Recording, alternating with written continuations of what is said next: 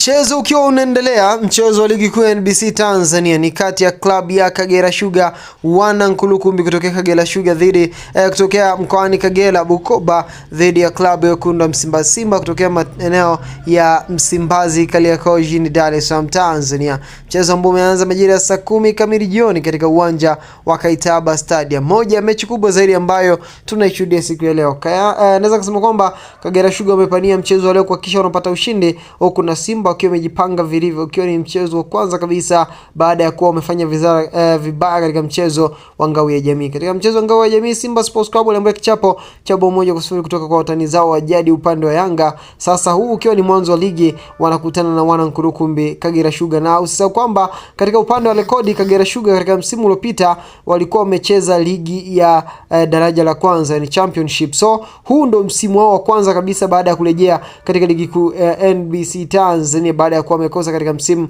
uliopita. So wanataka wapate matokeo mazuri angalau msimu ujao waweze kuwa katika nafasi nzuri au kurejea katika au kubakia na kusalia katika ligi, huku Simba nao wakihitaji matokeo mazuri ili kutoa ubingwa, ikiwa ni ukiwa ni msimu wao wa 6 wakiwa wamekosa mara 5 kombe hili. So wanahitaji matokeo mapema kabisa ili waweze kuendelea kujiamini na kuona kama mwaka huu wanaweza kuwa mabingwa wa ligi kuu ya NBC Tanzania. Unadhani dakika 90 kwa ujumla ya matokeo itakuwa vipi? Share katika upande wa comment section. Bye bye.